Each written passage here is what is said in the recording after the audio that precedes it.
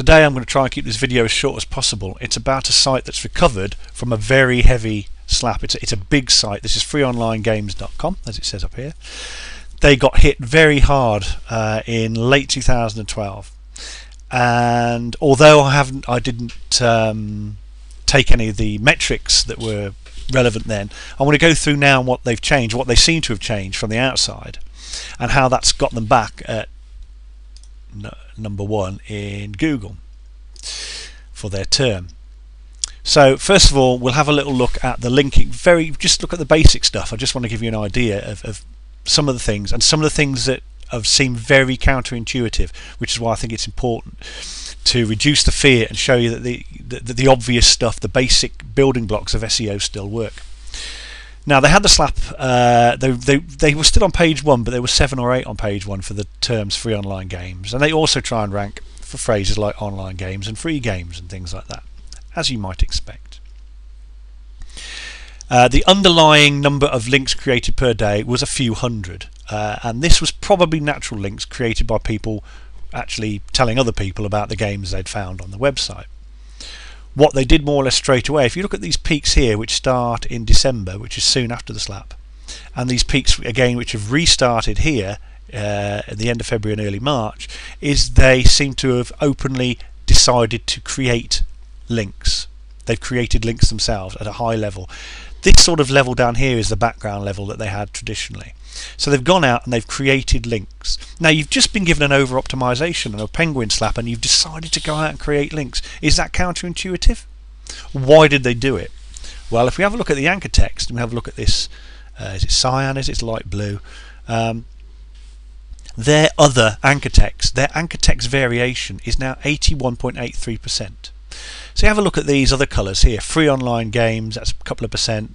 www.freeonlinegames.com, www.freeonline without the HTTP, a couple of percent.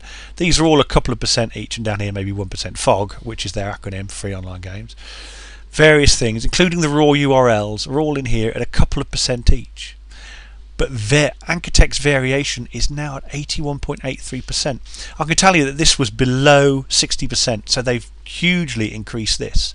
Now, this is a site that's been around a long time, so to increase the percentage of anything such as your anchor text variation on a site with a very strong and long-lasting link background going back years is going to take a lot of work, and it's not something you're going to complete in weeks. But all that being said, these guys have done it inside 4 months, and they're back, and they're stronger than they were in October, November 2012, and we're only at the beginning of March 2013.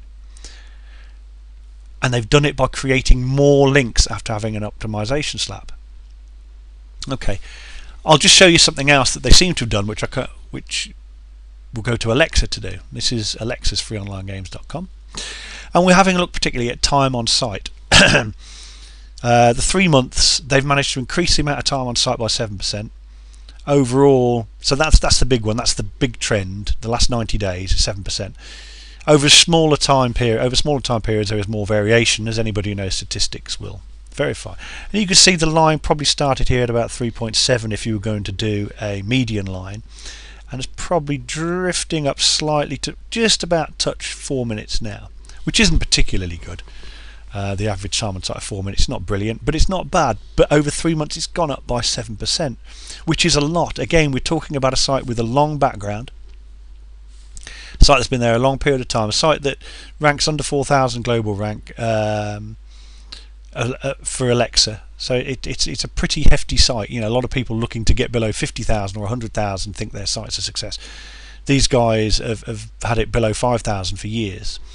And how have they done that? So we've said so far they've created more links, but how are they getting people to stay on their sites for longer? Here is the second major thing which seems totally counterintuitive to everything you've been told. What they've done is they have focused. Here's the site.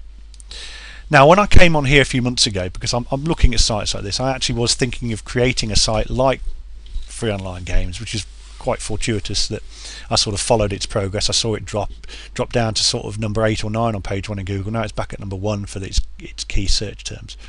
But when I came on here a few months ago, I thought this was a decent page and I was thinking of copying it, but it was nothing like you see here. They had the new games, or they had games, but underneath they had a lot of social things. Underneath every game there was, is it hot or cold, I think it was, or something like that, or red or blue, or red or green. Number of people in the game, number of people voting on the game, how many people had it in their game circle, or whatever sort of inter-site metric they used to measure how popular a game was. A lot of stuff here, Facebook-like roundel under just about every game. It's gone. There is still a small social interaction section here, and you can log in and register via Facebook here.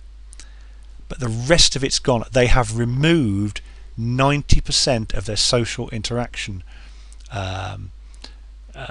features from their front page, the ways which the buttons you'd press, and they seem to have just got rid of their own internal hot or cold or whatever metric, I can't remember exactly what they called it, that they used. They've got rid of it entirely, and in doing so they've increased, removing social elements, they have increased people's their retention, their visitor retention. Now you probably think in the last few months people have been saying social interaction, social noise. These guys have said, hang on, this is not, our core business isn't to get people to tweet us. It isn't to get people to like us on Facebook, although they have 885,000 Facebook likes. They're in 3,500 Google Plus ones, and they have gazillions of Twitter followers as well, tens and hundreds of thousands of them. So it's a big old site. But they've marginalised that because they need the engagement, people to engage in their core, and their core is people using their games. They've done something else as well, as far as focusing is concerned, is they put this popular tags block here. Now, this again is all about knowing what their key demographic is, or their key visitor actually requires from them. It's become pretty obvious that people who go to free online games actually want to play a free version of a game that probably isn't free. So if you go up here, I'll show you a really good example. Rising Cities. Okay, you have a look at the colour scheme for that and you compare it to the game SimCity, which was launched, albeit not very well, a few days ago. The colour scheme is very similar. This light blue, this orangey colour. If you take that bloke out of the way, a lot of the imagery back there is very similar. And that gives you a clue as to why people come to this site. They come to this site because they want to play an expensive game, but they can't afford it. Is there a free version available? And that's the information they come here looking for. Now with all the old social stuff and hot games and cold games and all that kind of stuff, it wasn't presenting people with that information. People were asking a question and they needed an answer. The question was, is there a free version similar to this game I would really want to play on free online games? They'd come and see all this social stuff and not see the answer. Now, in the top, above the fold, on a this is a high-res monitor, but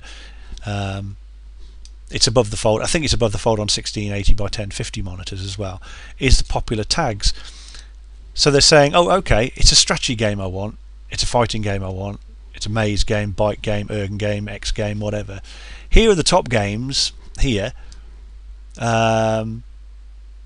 which aren't voted for by people. They're saying, okay, oh, so somebody wants Need for Speed, do they? Somebody wants Age of Empires, is that right? Somebody wants to play a time management city building game. Somebody wants to play a shooting game, and we're going to give them the main games that we think 80% of the people come to our sites in a block here. We're not going to let them vote for them. We're going to actually highlight them here, here, and down here. So they're presenting people with success. They're presenting people with successful games and the information they need to make the choices, rather than a lot of social interaction. We'll just pop back to Majestic. So let's sort of wind up this by saying what these people have done. You can see they've got nearly 2 million backlinks. They've been hit by Penguin or over optimization at some point in 2012. It moved their site from number 1 in Google for the phrase free online games, which has a huge number of referrers per day via Google. it's many thousands of visitors per day. They went down to about number 8 or 9 on page 1. I mean, they're still page 1, but they were down the bottom. They responded by doing 2 things. Firstly, by creating a lot more links. You look at this, there were days where they created 12,000 links, 10,000 links. They created a lot more links. Tens of thousands more links over a period of 3 or 4 months, with the express intention of diluting their anchor text. They then went to their website and took away the social interaction to increase people's engagement with their core product, which is to get them to play an online game. You may come across sites now with so much, that you hear so much about social interaction that you go to a site now and there's Facebook this, Twitter that, Google Circles the other, and you can't get to the stuff that you want for all of that stuff. SimCity is a classic example of that. You just want to get on, play the game, not tell, tweet us, Facebook us. Just move out the way. I'm here for a purpose. Show me the money.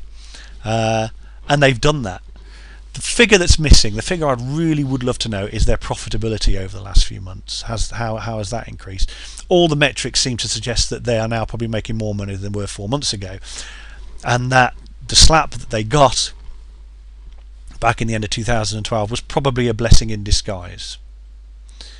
But this just goes to show any webmaster, really, the message is stick to your core. What do you want people to do on your site? Is it to socially interact? Is it to give you a tweet? Is it to like you on Facebook? Or do you want them to engage with your content and possibly buy a product if you're an affiliate, or take the information and propagate it if you're somebody who wants to, you have an idea you need spreading? If it's an idea you need spreading, you may want more social interaction, but you still need to engage people with the idea first. So it all sounds a bit counterintuitive. When you get an over-optimization slap, you go and create more links. When you're not engaging your customers or your visitors as much as you like, you reduce the impact of social interaction on the page. But it's worked. They're back at number 1 in Google. They're engaging more people on the website, and they did it by creating links and removing the overuse of social interaction. ScrittyDemonDemon.com signing off.